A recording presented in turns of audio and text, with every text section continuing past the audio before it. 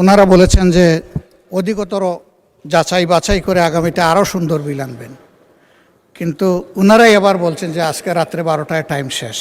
বিলটা যখন আসবে তখন আলাপ আলোচনা করেই আসবে পরবর্তীতে, সেখানে ওনারা ওনাদের মতামত দিবেন, সংশোধনী দিবেন, আলাপ করব আমরা। বিরোধী দলের নেতা, এটা তো ছোট্ট একটা বিষয়, এটি নিয়ে তিক্ততার আমি কোনো সুযোগ দেখি না। বলুন, তবুও বলুন। জাতীয় সংসদের এই অধ্যাদেশগুলো, উত্থাপিত অধ্যাদেশগুলো নিয়ে পরীক্ষা নিরীক্ষা করে রিপোর্ট দেওয়ার জন্যই এই বিশেষ কমিটি, জাতীয় সংসদ কর্তৃক গঠিত বিশেষ কমিটি। এখানে স্পষ্টতই কয়েকটা ভাগে সুপারিশ করা হয়েছে, যেটা আইনমন্ত্রী বললেন 16টা অধ্যাদেশের ব্যাপারে এখানে বলা হয়েছে এখনই বিল আকার উত্থাপন না করে যাচাই বাছাই করে অধিকতর শক্তিশালী করে নতুন বিল উত্থাপনের বিষয়ে সুপারিশ করা হয়েছে, এমন 16টি বিল। তার মধ্যে উনি যেটা বললেন যে দুদক, সেটা এখানে আছে, মানবাধিকার কমিশন আছে, অথচ এগুলো নিয়ে আলাপ আলোচনার যথেষ্ট সময় আপনি দিয়েছেন।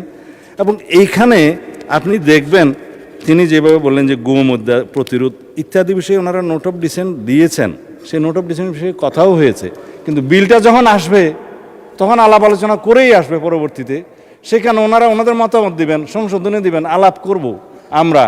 গুম আইন, মানবাধিকার কমিশন আইন এবং প্রয়োজনে আইসিটি অ্যাক্টকে আরও বেশি শক্তিশালী করা হবে সবাই আলোচনার ভিত্তিতে। এই কথাগুলো আমরা এখানে প্রতিশ্রুতি দিচ্ছি, আলাপ আলোচনা করছি। সময় আছে মাননীয় স্পিকার, এখন বাজে 7:30, রাত 12টার সময় 30 দিনের সময়সীমা পার হবে, এই অর্ডিন্যান্সগুলোর ভাগ্য নির্ধারণ হবে তার মধ্য দিয়ে। আলোচনা করেন, এই চ্যাপ্টারটা ক্লোজ করা হয় নাই, the matter has not been closed yet. এটা নিয়ে পরবর্তীতেও আলাপ আলোচনা হতে পারে, আবার বিল আনা হতে পারে। না না, কোনো চাতুরি দেখতেছি না। আবারও মাননীয় বিরোধী দলের নেতা, এটা তো ছোট্ট একটা বিষয়, এটি নিয়ে তিক্ততার আমি কোনো সুযোগ দেখি না। বলুন, তবুও বলুন আপনি। মাননীয় স্পিকার, ওনারা বলেছেন যে অধিকতর যাচাই বাছাই করে আগামীতে আরও সুন্দর বিল আনবেন, কিন্তু ওনারাই আবার বলছেন যে আজকে রাত্রে 12টায় টাইম শেষ। তার মানে টাইম শেষ হওয়ার সাথে সাথে সব ল্যাপসেস অটোমেটিক্যালি শেষ, এগুলার আর কোনো কার্যকারিতা থাকছে না, এগুলা অটোমেটিক্যালি ল্যাপস হয়ে যাচ্ছে। কোনগুলা? যেগুলা বিশেষ জাতীয় গুরুত্বপূর্ণ, সেই সবগুলাই রয়ে গেল ওই কাতারে। তো এইগুলা যদি এই কাতারেই রয়ে যায়, তাইলে মাননীয় স্পিকার, আপনাকে আমরা কিভাবে সহযোগিতা করব বলেন? আমাদের তো একটা কমিটমেন্ট, যেমন তাদের কমিটমেন্ট জনগণের কাছে আছে, আমাদেরও আছে। আমরা এই কমিটমেন্টের জায়গাটা থেকে কি শোনা যাচ্ছে না নাকি? Thank you so much. এই জায়গাটা থেকেই আমরা চেয়েছিলাম যে কোঅপারেশনের মাধ্যমে, যেভাবে একটা বিশেষ কমিটি করে দেওয়া হয়েছিল, আপনিই করে দিয়েছেন আপনার সভাপতিত্বে, তারা যতটুকু পারেন ঐক্যমত হয়ে এসেছেন, যে সমস্ত জায়গায় ডিসেন্ডিং ওনাদেরও আছে আমাদেরও আছে, সেগুলো এখানে আলোচনা হতো, আলোচনা হয়ে তার ভাগ্য যেটাই নির্ধারিত হতো আমরা তো মেনে নিতাম মাননীয় স্পিকার।